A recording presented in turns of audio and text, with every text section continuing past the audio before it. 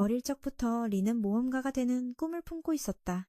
야마토라는 모험가의 전설을 깊이 새긴 후 그는 모든 소원을 이루는 보물 아카사를 차지하기 위해 카이저 안피를 무찌르는 임무에 실패했다.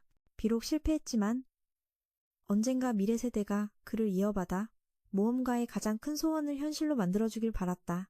리는 커서 야마토처럼 모험가가 되겠다고 신나게 선언했다. 하지만 어머니는 모험이 매우 위험하다며 다칠까 걱정해 안전하고 안정적인 직업을 찾으라 충고했다. 아버지는 더심의 소설에 빠져 모험 이야기에 빠지지 말라고 꾸짖었다. 그럼에도 리의 꿈은 꺼지지 않았다. 누군가가 그에게 타고난 특별한 스킬이 있다고 말하려 했지만 구체적으로 무엇인지는 몰랐다. 리는 자신이 야마토처럼 특별한 스킬을 가진 아이돌과 닮았다는 사실에 매우 기뻐하며 강해지고 열정을 끝까지 쫓기로 결심했다. 하지만 그 사람은 스킬은 자연스럽게 발현되어야 하니 억지로 끌어내지 말라고 조언했다. 그 순간 리는 인생의 진리와 길을 찾은 듯했다. 스킬을 성공적으로 발현하면 부모님도 분명 지지해줄 것이고 모험가가 되는데 방해받지 않을 거라 확신했다. 어린 시절의 꿈은 리에게 자신의 꿈에 이토록 가까이 다가간 적이 없었다고 느끼게 했다. 리는 꿈과 스킬 이야기를 친구들에게 들려주었다. 매일 학교에 가면 친구들이 스킬이 나타났는지 꾸준히 물었다. 리는 인내심을 가지고 기다리라 했지만 친구들은 점점 의심하기 시작했다. 사실 스킬은 없다고. 1년이 넘도록 리의 스킬은 한 번도 발현되지 않았고 결국 그는 포기했다. 어느덧 청소년기가 되었고 친구들은 리의 스킬이 드러나지 않는 것을 익숙해하며 그에게 오래됐으니 괜찮다고 위로했다. 두 친구는 스킬 유무와 상관없이 모험가를 계속하라고 응원했다. 스킬 없이도 부자가 된 모험가가 많으니까. 리는 돈에는 관심 없었지만 숨겨진 스킬에 대한 아쉬움은 컸다. 시간이 지나 리는 지역 협회에서 접수원 일을 구했다. 부모님께 새 직장을 알리자 안전하고 안정적인 일이라 기뻐했다. 리는 접수원 일을 맡았지만 책상 뒤에 앉아있는 것에 만족하지 못했다. 매일 임무를 받고 완수하는 모험가들이 부러웠다. 리는 타고난 스킬을 발휘하려 노력했지만 겨우 이마에 땀 몇 방울만 흘렸을 뿐 특별한 성과는 없었다. 현재 삶에 만족하지 못했지만 돈은 벌어야 하고 밥은 먹어야 했다. 몇 년 후 알리사가 그의 부하로 들어왔다. 친구 한 명은 결혼해 아들을 낳았다. 부모님은 점점 나이가 들어 머리에 흰머리가 보였지만 리는 그들이 곁에 있어 감사했다. 리는 몰래 야마토의 모험 이야기를 계속 읽으며 과거 모험가가 되고 싶었던 꿈을 회상했다. 어느 날 모험가 협회에서 알리사가 임무 문제로 곤란해하자 리가 도와주었다. 모험가는 리에게 감사합니다. 아저씨라며 떠났고 리는 자신이 겨우 30대 초반의 가족도 없는데 아저씨라 불려 놀랐다. 알리사는 자신이 짐이 된 것 같아 당황했지만 리는 부드럽게 천천히 협회 임무에 익숙해지면 된다고 조언했다. 최근 도시에 괴물이 나타나 곧 임무가 나올 거라 알렸다. 괴물들은 둥지를 쫓겨 마을로 도망쳤고 대부분 하급 괴물이어서 D급 임무일 것 같았다. 그는 B급 모험가 배지를 자랑하며 리가 친구가 B급으로 승급한 사실에 놀랐다. 리는 이제 모험으로 생계를 꾸릴 수 있어 기뻤다. 루는 문 닫은 후 친구에게 축하 인사를 망설이며 리는 술에 취해 집으로 걸어갔다. 그는 친구들이 모두 노력해 성장하는 동안 자신은 14년간 좁은 접수원 자리에서만 일한 자신에게 실망했다. 안정적인 삶에 감사했지만 그때 마음의 소리를 따랐다면 고급 모험가가 되었을 거라 후회했다. 지금 와서 후회해도 소용없었다. 안정적인 삶에 불평하지 않지만 친구 조언을 따랐다면 고급 모험가가 됐을 거란 걸 알았어. 그 생각을 멈췄는데 갑자기 몬스터가 마을을 공격한다는 비명이 들렸어. 리는 현장으로 달려가며 최근 몬스터가 급증한 걸 탄식했어. 거대한 오크가 골목을 돌자리는 놀랐어. 분명 D급 임무를 걸었는데 중급 몬스터가 나타나다니. 리넷이 갑자기 손에 짐을 안고 스쳐 지나갔어.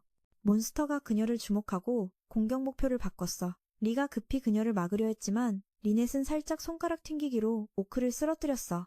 리넷이 리를 집까지 바래다 줬고 리는 자신이 구하려 했는데 오히려 구해줘 미안해했어. 서로 이름을 주고받고 리는 그녀가 B급이나 A급 모험가일 거라 생각해 등급을 물었어. 리넷은 당당히 S급 모험가라 했고 리는 믿기 힘들어 눈이 휘둥그레졌어. S급 모험가는 초특급으로 본부에서 직접 관리하며 협회를 거치지 않는다고 전해져. 리는 리넷과 모험가가 되고 카이저 알펫을 무찌르는 꿈을 이야기하며 친해졌어. 30년간 발현되지 않은 특별 스킬에 대해 말하고 조언을 구했지. 이 나이에 모험가가 되는 게 가능할까? 리넷은 그가 자신을 구하려 용감하게 나선 걸 칭찬했어. 그녀는 용기가 모험가의 첫 번째 조건이라며 칭찬했지. 하지만 솔직히 말해. 그의 마력량이 너무 적어. 더 이상 축적할 수 없다고 했어. 40대의 마력을 모으는 건 불가능하니 꿈을 포기하라고 조언했지. 리는 상처받았지만 웃으며 조언을 받아들였어. 현실적인 조언에 감사하며 수십 년간 마음의 짐에서 해방된 느낌이라 고마워했지. 리넷은 미안하다며 상처 준 걸 사과했고 리는 이 만남을 보상으로 생각하기로 했어. 농담 삼아 그녀를 데이트에 초대했는데 뜻밖에도 그녀가 승낙했어. 하늘에서 떨어진 천연의 욕망과 미녀와의 데이트 약속에 술기운이 들떠 천국 같은 기분이었지. 알리사조차 오늘 네가 마치 누군가에게 빙의 된 듯 열심히 일하는 걸 알아챘다. 특히 라시비급 첫 임무를 받으러 왔을 때 리는 이미 임무를 준비하며 기분 좋게 활기찼다. 퇴근 후 리는 순조롭게 리넷과 데이트할 수 있길 기대하며 약속 장소로 갔다.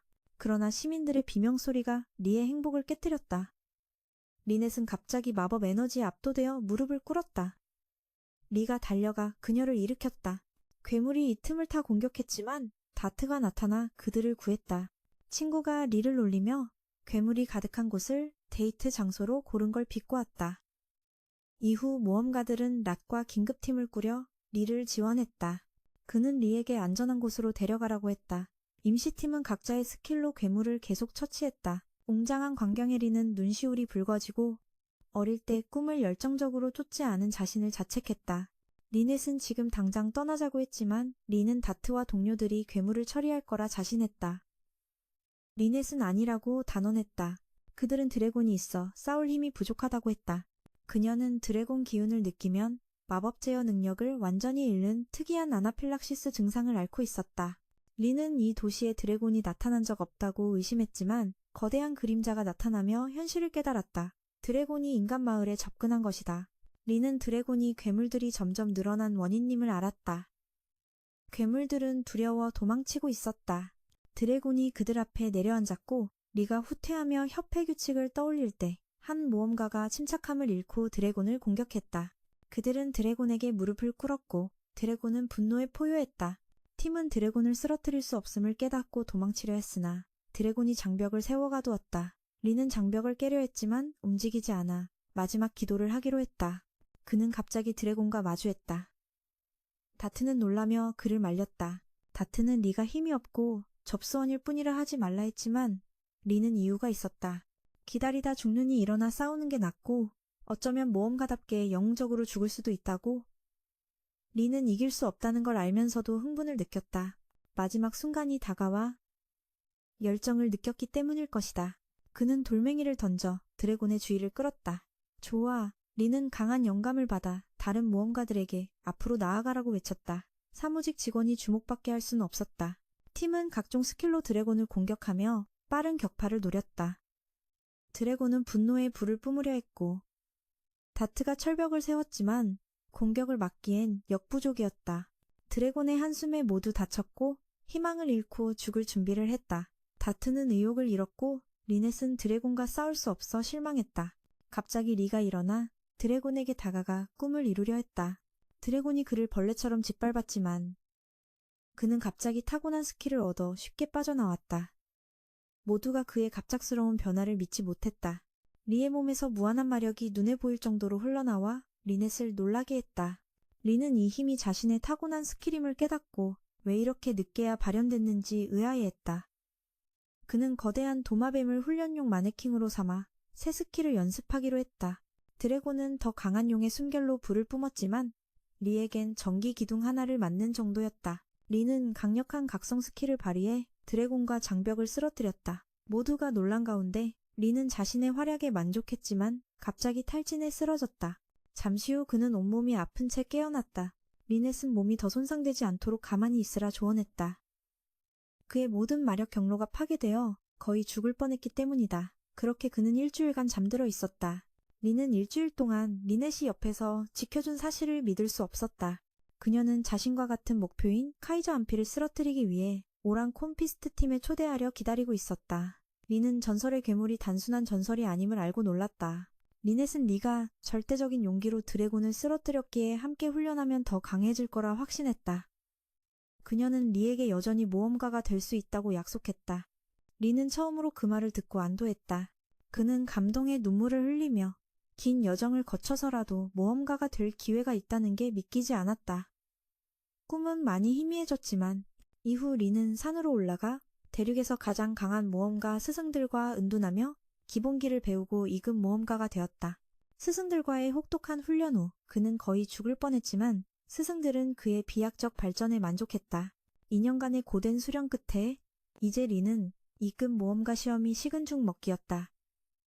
다만 그는 자신도 모르게 평범한 사람의 경지를 넘어선 힘을 갖고 있으면서도 자만하지 않았다. 리는 산에서 내려와 협회 아이디를 제시하며 2급 모험가 시험에 등록했다. 접수원이 표를 주려다 그가 옛 동료임을 알아보고 놀랐다. 그녀는 협회 본부로 정근 온 상태였다.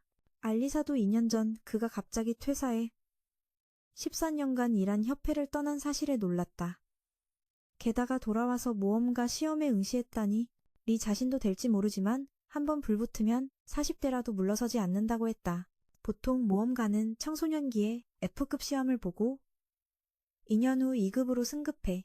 알리사는 지난 2년간 그가 어디 있었냐고 물었고 그는 모험가 마을의 큰 나무들 아래서 고생하며 수련했다고 했어. 갑자기 한 명이 술에 취해 비틀거리며 알리사에게 작업 걸었지만 그녀는 근무 중이라 거절하고 불쾌했어. 하지만 그 남자는 포기하지 않았고 리가 말려도 계속 난동을 부렸어. 술기운이 지혜를 덮고 큰 소리로 리에게 욕했지. 리는 조용히 그를 끌어안고 진정시키려 했어.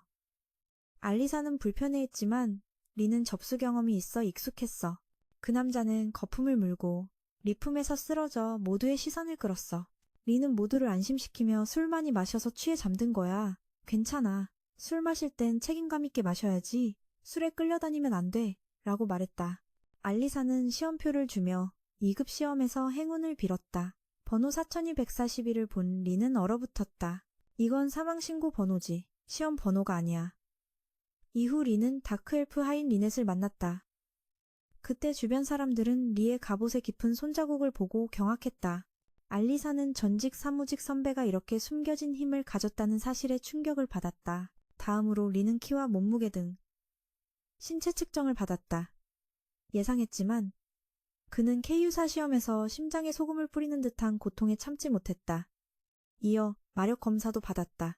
손을 수정구에 얹고 빛의 강도를 확인하는 시험이었다. 앞 사람들은 좋은 결과를 받았지만 리가 나오자 수정구는 빛나지 않고 RKFTR 등급을 받았다. 나이 든 사람이 어린이들보다 못하다니 리는 얼굴을 들 곳이 없었다. 젊은 참가자들은 더 노력해서 저 아저씨처럼 망신당하지 말자고 자신을 다잡았다. 그런데 리가 돌아서고 다음 사람이 시험을 보려 할 때 수정구가 갑자기 산산조각 나 심사위원을 놀라게 했다. 다음 시험은 힘 측정으로 참가자들이 초록색 슬림백을 힘껏 때려야 했다. 리는 산에서 스승과 연습했던 기억을 떠올렸다. 스승이 사용한 슬림백은 황금 슬림백으로 용의 송곳니만큼 단단했다. 스승은 마법이나 채술 등 무엇을 쓰든 기본은 몸이라며 황금 슬림백을 주먹으로 부술 수 있으면 건강한 몸이라 할 수 있다고 가르쳤다. 스승은 손짓 한 번에 슬림백을 날려버리며 자신의 힘으로 2개를 동시에 부술 수 있다고 했다. 이를 위해 리는 하루 5만 번 펀치를 연습해야 했다. 시험장에서는 참가자들이 차례로 이름을 불려 공격력을 측정받았다. 다음은 엘사 망토를 입고 버섯머리를 한 귀족 아들이 등장했다. 그는 다이암 공작의 둘째 아들이었다. 11살이지만 시급 마법을 쓴다는 소문이 있었다. 화려한 포즈 후 그는 겨우 코딱지만 한 불꽃을 내뿜었다. 주변 사람들은 부끄러움도 없이 그를 신동이라 칭송했다. 모두 기준이 너무 낮은 걸까? 이게 3급 화염 마법이라고? 리가 기억하는 3급 화염 마법은 2호를 삼킬 정도로 거대한 불꽃이었다. 리는 시험이 실내라 모두가 힘을 조절한 거라 생각했다. 다음 참가자들이 연달아 이름을 불려 슬림백을 때렸지만 백은 멀쩡해 큰 피해를 흡수하는 능력이 있다고 착각했다. 리의 차례가 되자 귀족 아들에 대한 아첨과 달리 심사위원들은 그를 꾸짖었다. 40대가 넘었으면 더 이상 발전할 수 없는 것에 집착하지 말라고. 리는 마력 검사에서 음의 무한대 이하 점수를 받아 포기하라고 권유받았다. 리는 빨리 시작하는 게 낫다고 동의했지만 지금까지의 수련은 결코 쉽지 않았다. 2만 번을 쳤지만 목표에 못 미쳤고 포기하지 않았기에 악플은 아무렇지도 않았다. 그는 늦게 시작했지만 꿈을 쫓는 건 절대 늦지 않았다며 분노를 슬림백에 쏟아 날려버렸다. 시험장도 거의 부서질 뻔했다. 모두 말문이 막혔고 리는 자신의 힘을 인지하지 못해 멍하니 있었다. 그는 슬림백이 가짜라고 생각했다. 다음은 방어력 시험이었다. 리는 1급 방어 마법으로 4급 장벽 공격을 막아 심사위원을 의심하게 했다. 심사위원은 5급 장벽을 사용해 더 높은 방어를 요구했지만 리는 부끄럽다며 1급만 쓴다고 말했다. 그는 괜찮다며 도전했고 심사위원은 무시당한 듯 얼굴을 찌푸리며 5급 장벽 주문을 시전했다. 놀랍게도 리는 땀 한 방울 흘리지 않고 가볍게 막아냈고 왕실기사 실베스터도 멀리서 보고 감탄했다.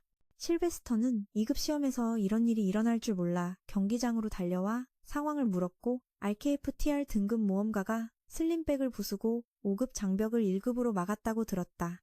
마치 드라마 같지만 모두 사실이었다. 32세 2급 모험가 리는 14년간 협회 지부 접수원으로 근무한 평범한 이력이었다. 기사도 접수원이 뭔지 몰랐고 드래곤을 무찌른 칭호인 줄 알았다.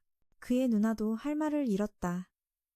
방어 시험 후 필기 시험도 문제없이 마쳤다. 시험 후 그는 리넷과 이야기를 나눴다. 그녀가 시험은 어땠냐 묻자 그는 14년 접수원 경력이 헛되지 않다며 자신감을 보였다. 유일한 걱정은 마력 검사에서 받은 2점수였다. 리넷은 다른 과목은 잘했으니 괜찮다고 위로했다.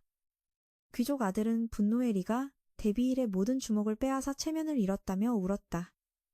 리는 당황해 왜 울냐고 물었다. 게다가 그의 누나도 와서 40대가 넘었는데 어린애들을 괴롭힌다며 리를 비난했다. 엔젤리카는 옳고 그름을 구분 못하고 도전장을 던지며 장갑을 던졌다. 리는 장갑을 주워 귀족들은 빨래를 안 해서 더러움을 두려워하지 않는다고 했지만 리넷은 그게 도전행위라며 리가 받아들인 거라고 설명했다. 이제 울 일도 없지. 두 사람이 PH 왕국 경기장에 나타났다. 도전자는 조건을 제시할 수 있다. 리가 아직 말도 안 했는데 그 애가 결론지었다.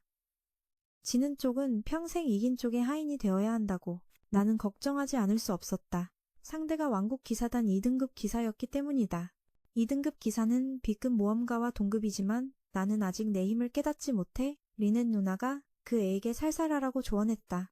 나는 완전히 공황 상태에 빠졌지만 리넷은 2년간 계속 연습하라고 격려했다. 그 시절을 떠올리면 속이 뒤집히는 기분이다. 리넷은 내가 대륙 최강사인조인 오란 KPC 슈퍼팀에게 훈련받았으니 당당히 고개를 들라고 꾸짖었다. 나는 자신감을 되찾았고 엔젤리카는 내가 하급일 뿐이라며 약간 봐주기로 했다. 그 애가 준비 자세를 취하는 걸 보고 몸이나 무기를 강화하는 검객일 수 있겠다고 깨달았다. 엔젤리카는 자신의 속도에 자부심이 컸고 나를 스치며 나는 약간 놀랐다. 번개처럼 빠르다고? 나는 그다지 납득하지 못했다. 공작가의 아가씨가 다음에는 봐주지 않겠다고 경고했다. 그 애가 좋아하는 기술인 숨각각을 썼지만 내 눈에는 시간이 느리게 흐르는 것 같았다. 나는 잠시 생각했다. 이 번개라는 게 좀 이상하다. 평범한 걸음보다도 느린 것 같다. 나는 생각에 빠져 피하는 걸 잊었다. 다행히 리넷이 불러서 가볍게 공격을 피했다. 아가씨는 내가 운이 좋았다고 생각했다. 그 속도를 따라올 수 있는 사람은 손에 꼽힌다.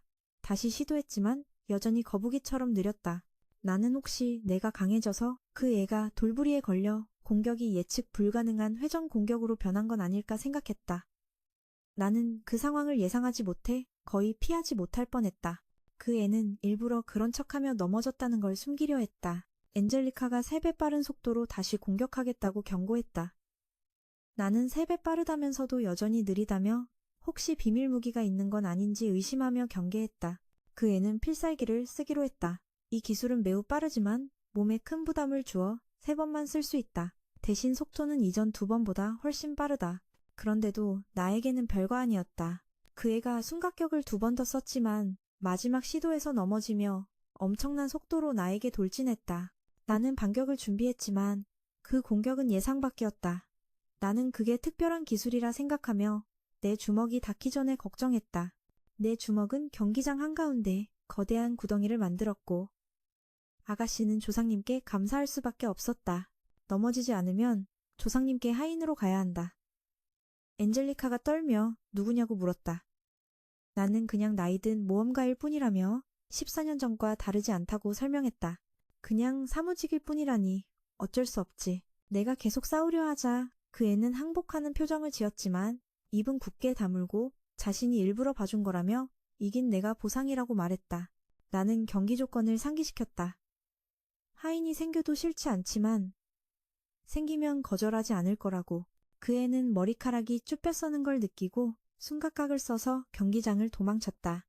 상대가 도망갔지만 나는 전혀 승리감을 느끼지 못했다. 리넷이 내가 엔젤리카에게 실력을 인정받았다고 위로했다. 그리고 중요한 시험 결과가 나왔을 테니 돌아가야 한다고 말했다. 산 위의 분들은 곧 내려와 내가 어떻게 시험을 치르는지 볼 것이다. 내가 덩치가 크긴 해도 이 집안 4대 조상님 얘기만 나오면 모두 긴장한다. 전설에 따르면 최강괴물 카이저를 이긴 자는 아카사 비전을 얻어 모든 소원을 이룰 수 있다고 한다. 이야기 속 모험가는 실패했지만 미래 세대 모험가들이 언젠가 이 귀중한 보물을 손에 넣을 거라 믿었다. 시험장으로 돌아가면 승급시험 참가자들은 시험 결과를 응시카드로 받는다. 마력이 각 응시카드에 전송된다. 파란색이 뜨면 1차 시험을 통과한 것이다. 리넷이 부드럽게 안심시켰다. 분명 잘 될 거야. 하지만 나는 협박의 효과가 있었다. 그녀가 말하길 내가 떨어지면 3배 강도 연습해서 다음에 다시 시험을 보라고 했다. 나는 그 정도면 악마 수준인데 더 강해지면 못 살 것 같았다. 갑자기 카드가 빛났다. 나는 숨을 죽이고 결과를 기다렸다. 다행히 내 카드는 파란색으로 빛났다. 나는 기뻐서 리넷에게 자랑했다. 누나도 축하해. 우리는 기쁜 마음으로 방을 나섰다. 이제 잠시 지옥 같은 X3 강도 훈련에서 벗어났다. 갑자기 이상한 냄새가 나서 참을 수 없어 코를 막았다. 냄새의 근원을 찾자 곧 북부 귀족 다임 공작의 장남 라스터가 리넷에게 작업 걸며 자기 소개했다. 그는 누나 이름을 물었고 리넷은 담담히 대답했다. 라스터는 누나 이름이 어머니의 마음처럼 달콤하다며 칭찬했지만 내가 자기 소개하자 무시하며 다시 리넷에게 작업을 걸었다. 나는 무시당해 마음이 아팠다. 라스터가 리넷에게 무언가 잃어버렸냐고 물었고 그녀는 관심 없다고 했다. 그는 사랑하는 마음을 잃어버렸다고 말했지만 무례한 말투 때문에 역효과가 났다. 라스터가 리넷에게 첩이 되라고 하자 나는 참지 못하고 끼어들었다. 라스터는 내가 참견한다고 불쾌했다. 나는 리넷의 남자친구라고 자처해 그가 귀찮게 하지 못하게 했다. 라스터는 기분이 상했고 내 손에 든 응시 카드를 보고 더 불쾌해했다. 그는 나를 나이든 모험가라고 비웃으며 40대인데도 청춘 노래를 부른다고 조롱했다. 나는 그도 응시자라면 깝칠 권리가 있다고 생각했지만 라스터는 나의 판단력을 비웃으며 14살 때부터 2급이었고 지금은 A급 모험가이며 2차 시험 심사위원 중 하나라고 자랑했다. 그는 심사위원 배지를 보여주며 리넷에게 나를 버리고 저녁 식사하자고 유혹했다. 리넷은 내가 연인이라며 즉시 거절했다. 그는 얼굴이 새빨개졌고 그녀는 그의 몸냄새가 너무 심해 죽지 않아도 질식할 거라고 비꼬았다. 나도 그 썩은 냄새가 라스터에게서 난다는 걸 깨달았다. 그는 화가 나서 2차 시험에서 그를 만나면 후회하게 해주겠다고 위협했다. 화가 나서 자리를 떠나며 리넷이 오늘 결정을 후회하게 만들길 바랐다. 2차 시험도 시작 전부터 심사위원과 싸워 걱정하며 부처님께 기도했다. 이 냄새 나는 귀족에게 걸리지 않게 해달라고. 라스터는 이 패배에 매우 분해하며 나를 괴롭혀서 밥 먹을 때도 화가 나게 만들겠다고 맹세했다. 아마 처음으로 여자애에게 쪽팔린 경험을 한 듯하다.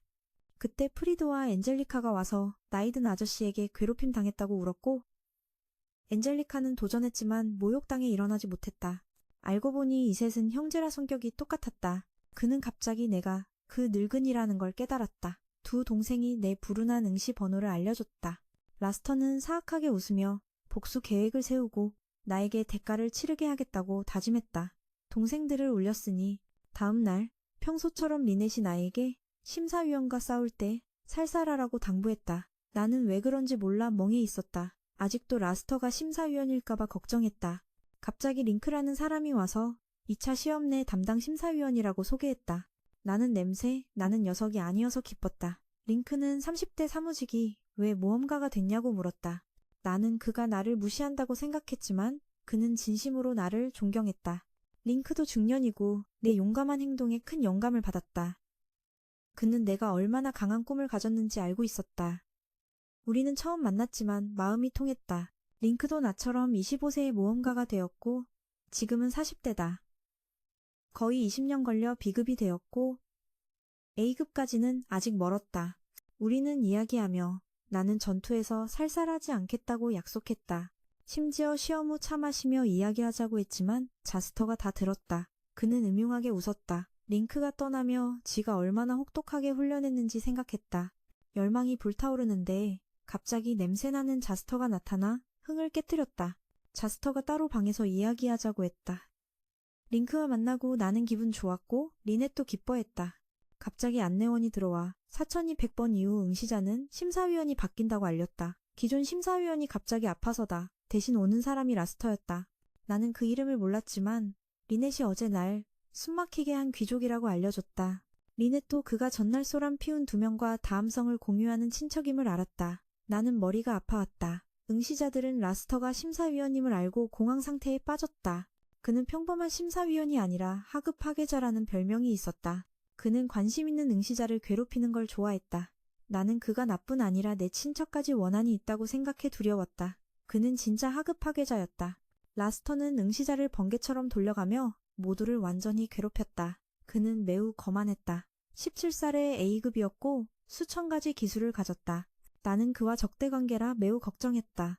리넷이 안심시켰다. 괜찮을 거야. 하지만 나는 듣지 않고 집에 가겠다고 했다. 하지만 집에 가면 3배로 더 연습해야 한다. 정말 진퇴양난이었다. 나는 산에서 내려온 후 자신감을 완전히 잃었고 포기할 각오를 했다. 리넷이 위로하며 말했다. 남의 말이 자신감을 깨트릴 수 있다면 그 말이 다시 자신감을 줄 수도 있어. 그녀는 내가 강하고 원하는 걸 이룰 수 있다고 믿으며 항상 자신감을 북돋아주겠다고 약속했다. 그녀는 처음부터 그렇게 믿었다. 나는 도시를 떠나 시골에서 모험가가 되기로 했으니 그녀의 안목을 믿어야 했다. 나는 자신감을 되찾고 역경에 맞설 결심을 했다. 그러다 중년 위기를 극복하게 도와주겠다는 점쟁이를 만났다. 점쟁이는 내 주변에 혼란스러운 영광이 있다고 떠들며 무료 점괘를 제안했다. 나는 손해볼 게 없어 준비된 의자에 앉았다. 리넷은 이상함을 느꼈지만 알리기 전에 나는 의자에 앉자마자 순간이동 당했다. 점쟁이는 오스카상을 받을 만한 배우인 버섯머리 꼬마였다. 리넷은 방을 가로질러 그를 붙잡고 어디로 데려갔냐고 물었지만 그는 입을 다물고 버텼다. 그녀가 눈을 뽑겠다고 협박하자 꼬마는 겁에 질려 100m 반경 내에 있다고 털어놓았다. 나는 갑자기 시험장 밖에 있고 검은 옷을 입은 수상한 사람들이 둘러싸고 있는 걸 보고 어리둥절했다. 그들은 다임 공작 가문의 부하라고 소개했다. 나는 뒤에 있는 황금머리 귀족 형제임을 깨달았다. 그들은 나를 시험에 참가하지 못하게 막으려 왔다고 인정했다. 나는 귀족이라면서 이런 짓을 한다고 불만이었다. 경비들은 B급 모험가와 맞먹는 강자였고 몇몇은 곧 A급이 될 것 같았다. 나는 거의 승리에 대한 자신감을 잃었다. 그때 3사람이 나타나 왜 시험 시간에 밖에 있냐고 물었다. 나는 그들을 안전하게 하기 위해 근육 이완과 워밍업 중이라고 둘러댔다. 하지만 그들은 지쳐서 내 스승을 쫓아냈고 나는 할 말을 잃고 집사가 철수하라고 간청했다. 그러나 집사는 명령을 무시하고 계속 싸우라고 했다. 한 절망한 자가 나를 공격했지만 그의 탁자만 한 검은 내게 닫혀 부서졌다. 그의 형은 그가 몸을 강화하는 마법을 쓴 건 좋지만 무기도 강화했어야 한다고 말했다. 정말 절망한 게 맞았다. 검이 부서졌는데 맨손으로 형을 때려 손이 부러졌다. 나는 자비로 그를 치유하고 폭력배를 피하는 방법도 조언했다. 그들은 처음으로 귀신이 인간말을 하는 걸 보고 놀랐다. 집사는 그들이 대륙 최강 4인조임을 눈치챘다. 금발형은 내가 방해받고 있다고 알았다. 그는 마법 탄환을 쏘는 최신 무기로 평화롭게 문제를 해결하려 했다. 부하들에게 시범을 보이고 나중에 함께 해보자고 했지만 나는 거절하며 내가 혼자서도 충분하다고 말했다. 집사의 의심이 사실임이 증명되었다. 그들은 정말 대륙 최강 4인조였다. 그들은 막내딸을 붙잡았다.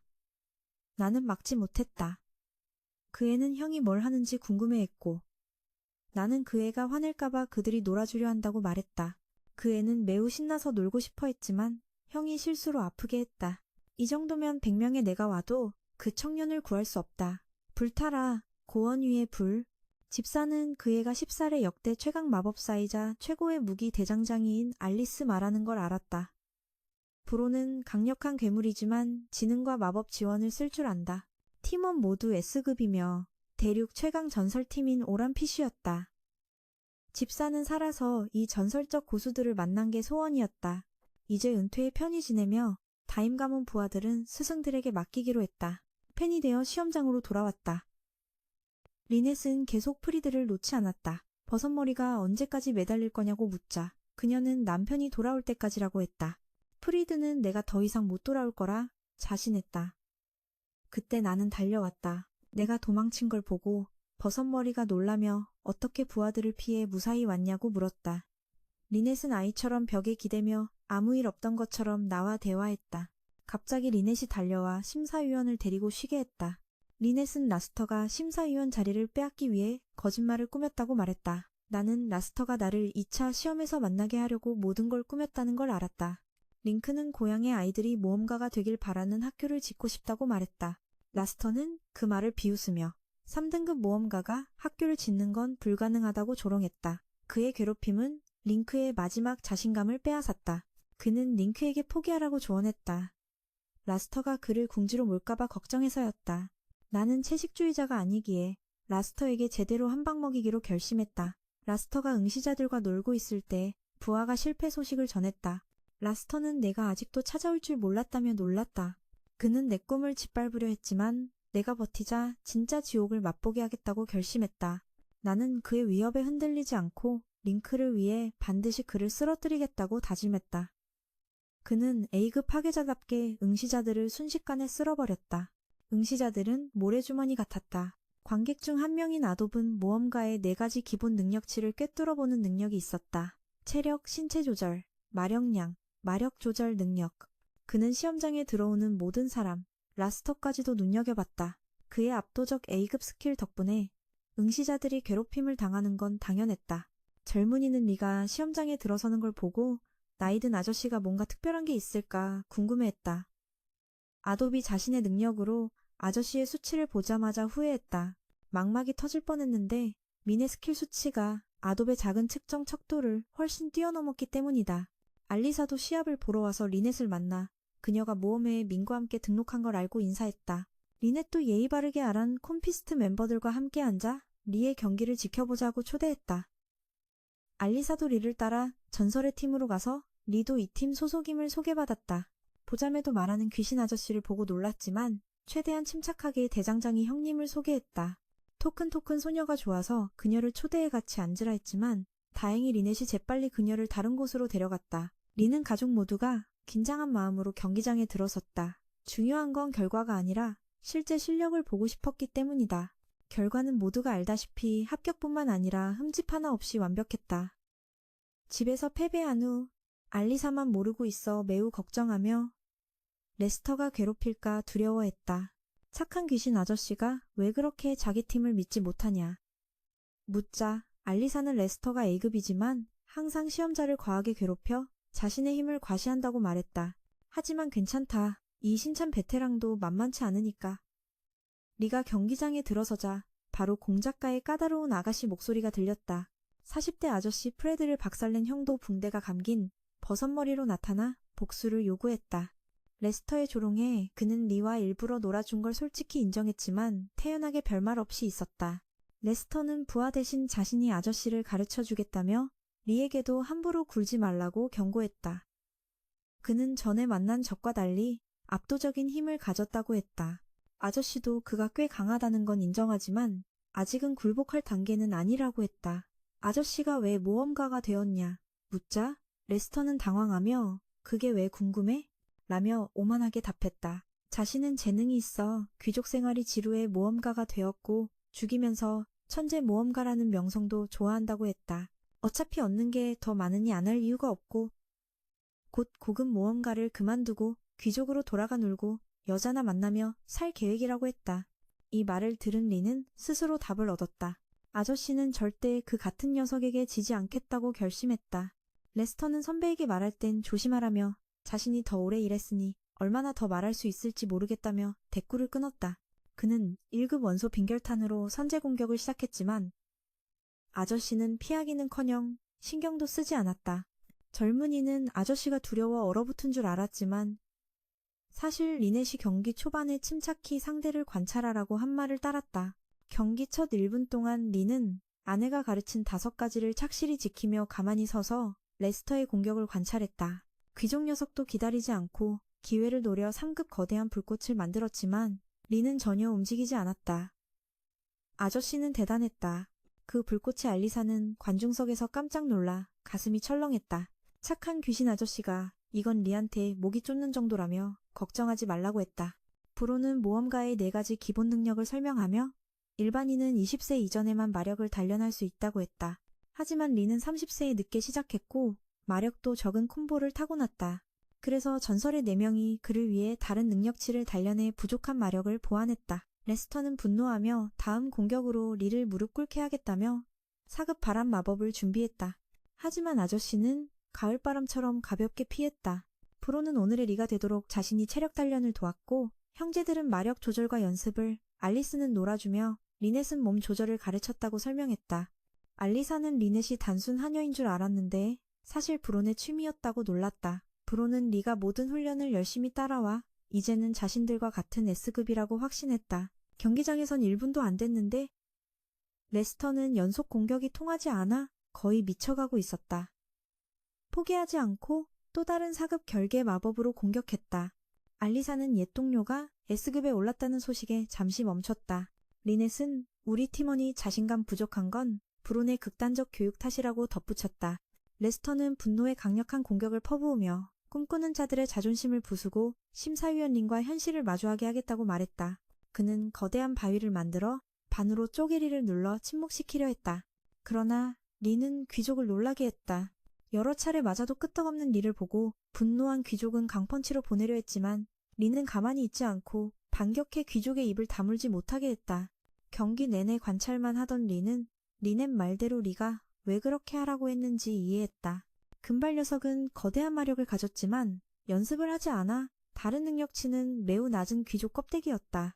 물리 피해는 없었지만 정신적 피해 100%인 반격에 금발은 분노했다. 그는 진지하게 3급 결계 마법을 외우며 공격했지만 거대한 불꽃은 네가 맨손으로 쉽게 해제했다. 아저씨는 기본 마법 방어도 쓸 가치가 없었다. 그는 높은 정확도로 마력을 정제해 방어해적 마력의 1,000만 써도 효과적이었다. 높은 마력 조절 정확도가 부족한 마력을 보완했다. 리는 계속 운이 좋다고 생각했지만 지가 빠르게 반격해 상대가 방어 마법을 쓰게 만들었다. 동생은 당황했고 형은 방어 마법을 쓴 걸 보고 불안해했다. 리가 정말 평범한 모험가인지 묻자 리는 자신의 능력이 2급을 넘었고 약한 점은 이전 시험자들을 계속 상대해 체력이 떨어진 탓이라고 솔직히 인정했다. 결국 모두 운이 좋아서 가능했다며 평범하면 절대 불가능하다고 했다.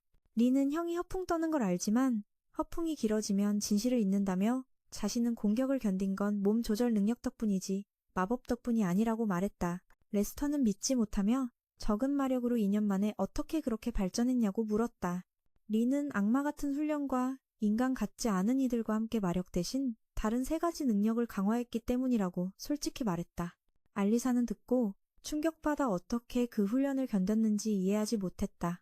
브로는 네가 몇 번 죽었지만 즉시 부활시켰다고 고백했다. 몸의 한계를 계속 깨고 새로운 한계를 세워 리가 강해질 수 있었다. 그들의 훈련 강도를 견딘 건 리뿐이었다. 레스터는 그런 혹독한 훈련은 없다고 단언했다. 설령 있어도 2년 만에 어떻게 극복했냐고 물었다. 리는 열정이 있으면 고통을 파도처럼 넘는 거라며 극복할 필요도 없다고 답했다. 그의 꿈이 오늘까지 온 동기라고 했다. 말은 이상하지만 설득력 있어. 레스터도 꿈이 뭐냐고 물었다. 리는 세계 최강 전설의 괴물 카이저 아나피를 물리치는 것이라고 했다. 말이 끝나자 버섯머리가 웃으며 그를 바보라 욕했다. 레스터도 전설 속 괴물을 이기는 게 꿈이라니 놀랐다며 눈을 굴렸다. 알리사도 그 괴물이 전설의 라마토 괴물임을 알았다. 착한 귀신 아저씨도 리뿐 아니라 오란 PC팀의 목표가 그 괴물을 무찌르는 것이라 덧붙였다. 레스터는 리를 머리는 크지만 속은 포도라며 조롱했고 아이들도 그 괴물은 없다고 안다며 비웃었다. 리는 믿든 말든 상관없다며 그가 괴물을 정복하는 데 도움은 안 될 거라고 했다. 레스터는 7급 결계 마법을 사용해 빛나게 하며 주문 없이 7급 마법을 쓴다며 감탄했다. 그는 눈치 빠르네. 천재가 뭔지 보여주겠다고 하며 8급 최고급 결계 마법을 시전했다. 리도 놀랐는데 그도 재능이 있었다. 그는 주문을 완성해 덩굴로 몸을 감싼 거대한 나무 골렘을 만들고 자신이 조종액이었다. 리는 침착하게 1급 기본 EOS 마법으로 반격 준비를 했다. 레스터가 그 구린 마법으로 뭘 하려는 거야? 라 묻자 리는 솔직히 뚫고 지나가려는 거라고 답했다. 금발 녀석은 아저씨가 끝났다고 생각하며 크게 웃었다. 리가 형님은 최강 마법을 몇 번이나 썼나요? 라 묻자 그제야 몇 번 썼는지 생각하며 이미 완전히 숙달했다고 했다. 리는 이 EOS 마법을 평생 1억 번 연습했다고 가볍게 선언했다. 하지만 귀족은 그가 거짓말이라 생각했다. 평범한 사람이 그렇게 많이 쓸 수 없으니까. 하지만 착한 귀신은 시공간 마법 도움으로 가능했다고 했다. 레스터는 리와 그의 어처구니 없는 꿈을 산산조각 낼 준비를 했지만 리도 가만히 있지 않았다. 리는 그가 공격하는 동안 빛나는 결박에서 벗어났다. 기본 EOS 마법으로 거대한 골렘의 주먹을 맞고 쉽게 파괴해 레스터와 그의 위신을 경기장에서 날려버렸다. 레스터는 충격을 이기지 못했다. 천재 귀족이 평범한 사람이 쓴 1급 마법에 패배한 것이다. 그의 두 동생도 눈이 휘둥그레져 형의 패배를 목격했다. 리는 제스터를 이기고 경기에서 승리하며 레스터의 위협에도 불구하고 꿈은 무적임을 자랑했다. 관중은 실력 차이가 너무 커 의심했지만 레스터는 완전히 패배했다. 리는 전설팀 멤버들의 환영을 받으며 경기장을 나왔다. 그들은 그의 훌륭한 경기력에 아낌없는 칭찬과 승리를 축하했다. 리는 모두에게 감사하며 자신이 생각보다 약하지 않다는 걸 깨달았다. 그는 자신의 실력이 엄격한 스승들 눈에 항상 약하게 보였지만 그들에게 진심으로 감사했다. 하지만 팀원들이 너무 격식을 차려 모두 불편해했다. 레스터도 동생들과 함께 경기장을 나왔다. 동생들은 빨리 병원에 가라 걱정했지만 형은 괜찮다고 했다. 리는 그를 불러 패배 이유를 말해주기로 했다. 그는 그가 머릿속에서 계속 그 말을 반복하는 걸 알았다. 레스터는 화가 나 아저씨를 몇 대 치고 싶었지만 동생이 달려들려 하자 누나가 겨우 막았다. 리는 자신의 기술수를 제안하고 한 가지 기술만 완벽히 연습했다고 설명했다. 그도 기술을 철저히 다듬어 완전히 숙달할 때까지 해야 한다고 조언했다. 그는 사회에서 선배로서 하는 말이라며 귀족은 무시하다가 갑자기 다음 시험에서 심사위원이 자신이라며 경고했다. 동생 둘이 그를 쫓아갔다. 엔젤리카는 갑자기 멈춰 고개 숙여 감사를 표하며 그의 힘을 인정했다. 이후 그녀는 지친 형을 집에 데려가려 했고 리와 다른 수험생들은 모험가 승급 결과를 기다렸다. 전설팀은 시험 보러 온 척하며 술판을 벌여 아저씨를 내버려뒀다. 어차피 잘 될 테니 먼저 축하하고 많이 먹자는 분위기였다. 사실 팀원들을 시험에 데려가는 건 부수적이고 산 내려와 놀고 파괴하는 게 주 목적이었다. 리넷만 자원해리와 함께 결과를 기다렸다. 그녀는 아저씨가 예전 예선 때와 달리 긴장하지 않고 평온해 보여 이상해했다. 리는 그렇지 않다며 오늘까지 온 길을 잠시 회상하고 있을 뿐이라고 했다. 고된 여정을 떠올리며 자신이 첫 성공을 받을 자격이 있음을 알았다.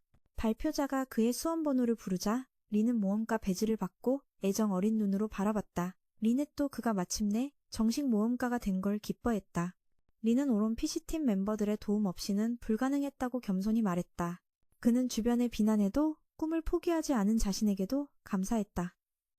모험가 인생 첫 이정표를 자축했다. 리의 초대로 링크는 숲과 강을 넘어 그의 집에 도착했다. 시험 통과 축하할 때 링크도 곧 퇴원 예정이라 둘은 약속한 술자리를 꼭 하기로 했다. 그는 술자리 가는 길에 훈련시킨 팀도 만나러 간다. 리가 얼굴이 창백해져리니 놀랐다. 왜 팀 얘기만 나오면 아저씨가 그런 표정을 짓는지 알 수 없었다. 그는 계속 산을 넘어가며 리가 꼭 가장 강한 장비를 입고 오라고 당부한 걸 기억했다. 경험자만이 3번이나 강조한 이유를 안다. 리는 의아했지만 따랐다. 그는 깊은 산속 웅장한 성에 도착했지만 악마성으로 가는 길을 잘못 온 건 아닌지 걱정했다. 겁에 질렸지만 성문 앞에서 용기를 내어 종을 울렸다. 그는 리를 불렀고 갑자기 문이 열리며 익숙한 리의 동생 얼굴이 반갑게 맞이했다. 린도 기뻐하며 들어가면서 주변 경치를 감상했다. 리는 먼 길 오게 미안해했지만 리는 이 지역이 음산한데도 괴물이 없는 게 이상하다고 했다. 리는 괴물이 감히 이 성 근처에 오겠냐며 오래 살아서 싫어하는 거라 했다. 그럼 왜 가장 좋은 장비를 챙기라 했냐? 묻자 괴물이 아니라 팀원들을 만나고 나서 몸이 멀쩡하길 바란다고 했다. 문을 열자 리넷이 정중하게 린을 맞이했다. 린도 감사 인사를 전하며 전혜리와 함께 금발 귀족에게서 구해준 것에 고마워했다. 갑자기 계단에서 앨리스가 나타나리는 그녀가 정말 귀엽다며 자기 딸도 저렇게 활발했으면 좋겠다고 감탄했다. 생각이 끝나기도 전에 그녀가 6급 결계 마법을 쏘아리는 충격으로 몸이 굳고 움직일 수 없었다. 다행히 리가 달려와 주문을 막아 목숨을 구했다. 심사위원은 살아남았다니 믿기지 않았고 리는 그녀에게 0번째로 성내에서 마법 사용 금지를 경고했다. 앨리스는 자신과 놀아주지 않아 심심해서 그랬다며 변명했다. 그녀는 후회하며 린에게 허락을 구해 동생과 놀게 해달라고 했고 린은 혼자 성을 둘러보았다. 리넷은 린을 방으로 안내하며 편하게 지내라 하고 떠났다. 성의 웅장함 앞에서 린은 어디서부터 둘러봐야 할지 몰랐다. 그때 마에스가 밖에서 자신의 작품들과 놀고 있어 다가갔다. 금발형은 린을 알아보고 쇠무기를 자랑했다. 그는 막 완성한 3가지 버전의 줄리의 초화염 총을 소개하며 무기 제작이 자신의 고상한 취미라고 했다. 린은 화력이 별로일 거라 생각했지만 호기심에 시범을 요청했다. 마에스의 안내에 따라 자세를 잡고 멀리 있는 마네킹을 겨냥해 로켓 발사를 했다. 총구에서 강한 반동이 일어나 그를 뒤로 날려버려 목표 지점에 거대한 폭탄 구덩이를 만들었다. 마에스는 고개를 끄덕이며 만족했지만 반동을 줄이기 위해 조정이 필요하다고 했다.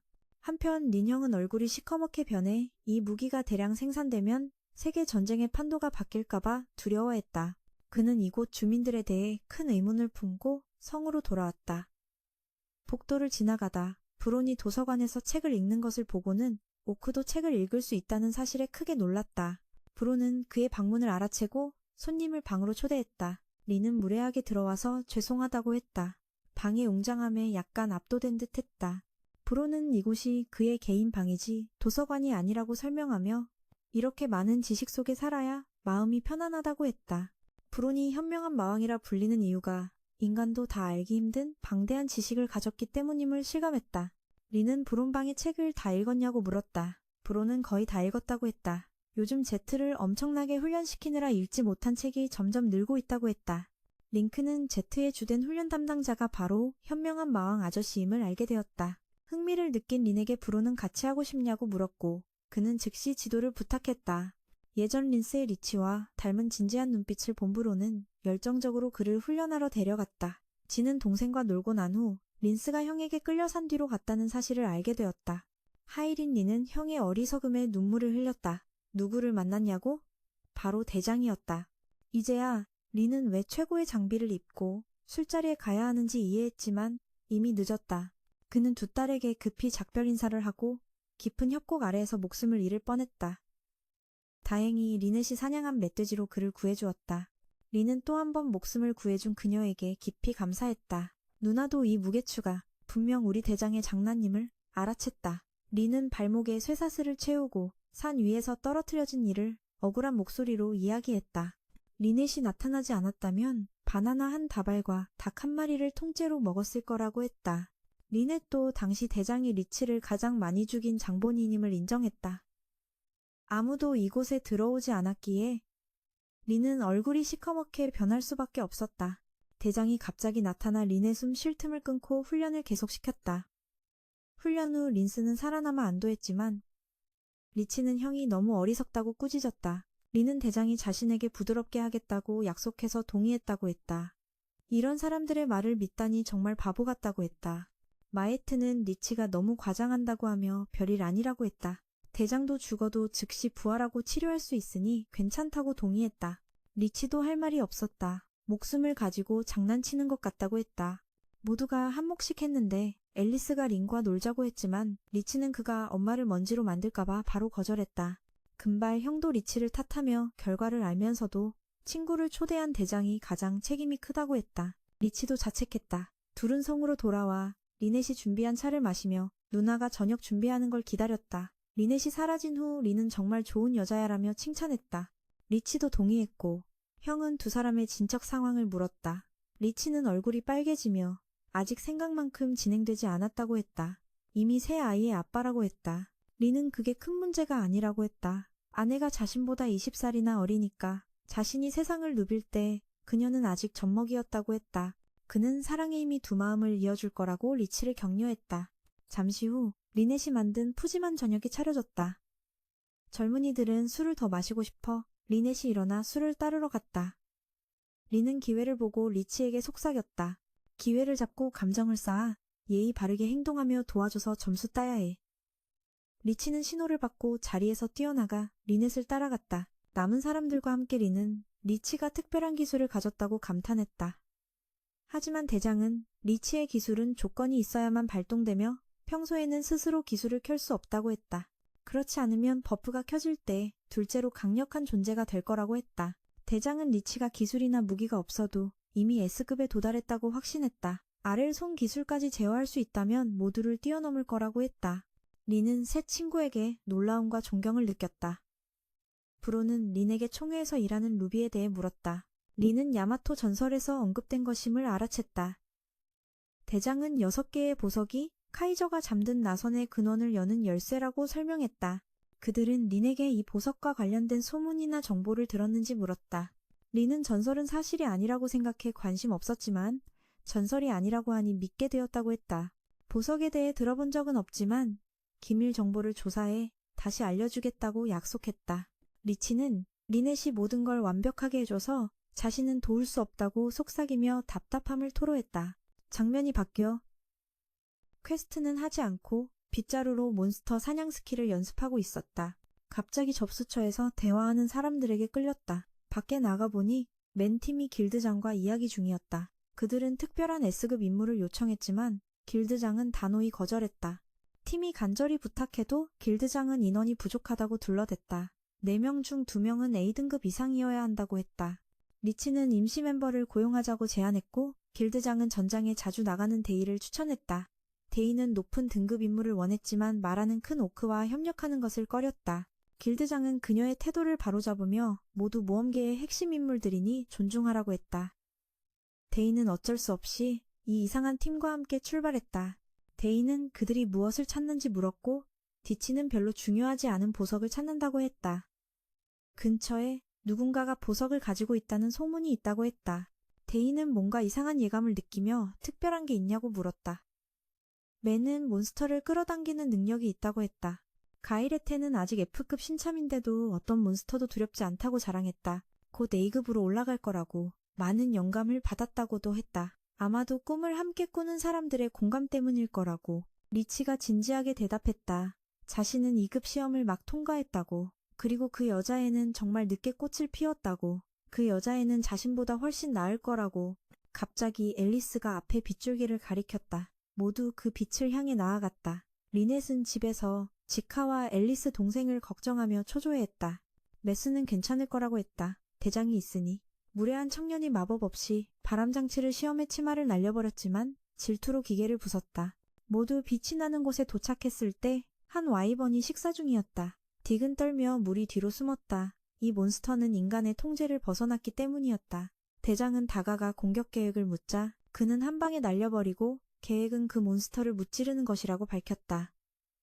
딕은 당황해 이런 행동이 동료들을 불러올까 걱정했다. 대장은 힘을 조절해 방금 몬스터를 죽이지 않았다고 말했다. 메스는 계속 불평하며 이 팀은 시장처럼 일한다고 했다. 대장은 메스의 말이 더 시끄럽다며 리치에게 누나를 데리고 나가라고 했다. 리치는 누나를 데리고 나갔고 메스는 계속 팀을 비난했다. 누가 암살하려고 하는 거냐며 와이번 소굴로 데려갔다고 했다. 누군가 큰 소리쳤지만 지금은 겁먹은 상태였다. 와이번이 갑자기 그들 옆에 내려앉았다. 놀란 메스는 파괴의 쌍둥이가 와이번 소굴을 박살냈다고 믿지 못했다. 와이번이 뒤에서 공격하자 그들은 도망쳤다. 와이번은 붉은색으로 A급 모험가도 한 마리로 간신히 살아남았다. 딕은 빨리 도망가라고 했지만 리치는 누나를 위해 용기를 내 싸웠다. 모험가 라마토도 동료가 위험하면 그렇게 할 것이다. 데이는 리치를 도우려 했지만 그가 와이번 머리를 날려버려 실력 향상을 시험했다고 믿었다. 메스는 얼굴 근육을 경련하며 그럼 왜 도망치라고 했냐고 했다. 다음 날 데이는 길드로 돌아와 길드장이 전날 일을 잘했다고 칭찬했지만 메스는 집에 돌아온 후 멍해 있었다. 데이는 어제 너무 많은 일이 있어서 정신이 없었다며 사과했다. 길드장도 그 팀이 문제만 일으킨다는 걸 알고 공감했다. 크게 자랑하는데 왜 지금은 이렇게 겁먹었냐며 디치는 얼버무렸다. 갑자기 한 와이가 그들 곁에 내려왔다. 파괴의 쌍둥이가 조직을 박살내자 급히 맘을 밀쳐냈다. Y가 뒤에서 공격해 왔기 때문이다. D는 YV 레드가 용과 가장 가까워 A급 모험가도 한 마리로 죽을 뻔했다며 빨리 도망가라고 했지만 리치는 엄마 그냥 도망가라고 외쳤다. 그녀는 용기를 내서 싸웠다. 그녀의 우상인 라마토 모험가도 동료가 위험하면 그렇게 할 것이다. D는 리치를 도우려 했지만 리치는 YV의 머리를 한 방에 날리며 자신이 강해졌음을 증명했다. 엄마는 얼굴 근육을 경련하며 그럼 왜 도망가라고 했냐 고했다. 다음 날 D는 모험 길드로 돌아왔다. 길드장은 그녀가 전날 잘했다고 칭찬했지만 맘이 멍해 보인다고 했다. D는 어제 너무 많은 일이 있어 정신이 아직 돌아오지 않았다며 사과했다. 길드장도 그 팀이 가는 곳마다 문제만 생긴다는 걸 알고 공감했다. D는 팀과 헤어질 때 Y바디를 하나 주었다고 회상했다.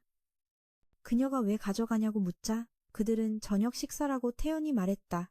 D는 인생의 의문을 품었다. Y도 먹을 수 있다니. 길드장은 오란 PC 팀원들이 모두 유명한 S급이라 눈에 띄는 건 어쩔 수 없다고 말했다. 듣고 나서 D는 힘이 솟아 빗자루를 길드장에게 던지고 급히 밖으로 뛰쳐나갔다.